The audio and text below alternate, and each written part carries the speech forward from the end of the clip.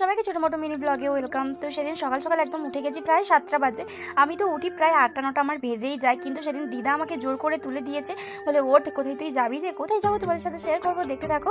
তো আমার বাড়ির কাছেই নারায়ণপুর বলে একটা জায়গা আছে, ওখানে একটা জাগ্রত কালী মন্দির আছে।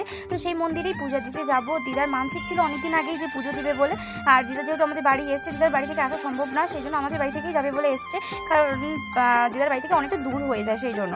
তারপরে মা, আমি, দিদা 3জন মিলে টোটো করে আমরা এসেছি ওই নারায়ণপুরের কালী মন্দিরটাতে। তো ওই মন্দিরটা যখন আমরা যাই, ফার্স্টে অনেক লোকের ভিড় ছিল, ওখানে গাড়ি টাড়ি কিনলে পুজো টুজো দেয় দেখলাম। আর এই যে বাবুন ঠাকুরটা আর ওই যে ঠাকুরটা তোমাদেরকে দেখাচ্ছে, সত্যি খুব সুন্দর ঠাকুরটা। আর অনেক নাকি জাগ্রত শুনেছি, প্রায় 30 বছর ধরে একজন মানে ব্যক্তিগতভাবে এই ঠাকুরটা করেছে, অনেকেই পুজো দিতে যায়, অনেক নাম শুনেছি আগে, কিন্তু আমার কখনো যাওয়া হয়ে ওঠেনি। এই ফার্স্ট টাইম আমি গেলাম। আমার বাড়িতে যখন পুজো হয়, তোমরা পুজোর ব্লগটা হয়তো দেখে নিশ্চয়, দেখো নাকি চেক আউট করে নিও। আমার বাড়ির পুজোর সকালবেলাতে এই 3টে মন্দিরে পুজো দেওয়া হয়, এই কালী মন্দিরে, আর আমাদের নিমতরি কালী মন্দিরে, আর বড় মন্দিরে পুজো দেওয়া হয়। তো এই মন্দিরটাতে আমার কোনোদিন আসা হয়ে ওঠেনি, তো আজকে চলে এলাম দিদার জন্য।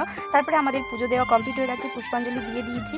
তারপরে এই যে মন্দিরের বাইরেটা পুরো রাস্তার ধারেই মন্দিরটা, আর সত্যি আমার অনেক ভালো লাগলো এখানে এসে। আবার নেক্সট টাইম অনেক যাব। তারপরে আমরা টোটো করে নিয়েছি একটা, দিদা বাড়ি চলে যাবে এখান থেকে, তমলুকে দিদাকে বাসও তুলে দেবো। তারপরে আমি আর মা বাড়ি চলে এসেছি। আসার পথে কী হয়েছে, আমরা কচুরি খেয়েছি মা আর আমি। আর একটা নেক্সট ব্লগ আসছে, কারণ এরপরে আমি গিয়েছিলাম আমার ফ্রেন্ডের বাড়ি, তো সেটা নেক্সট ব্লগে শেয়ার করবো। এখন টাটা, বাই বাই।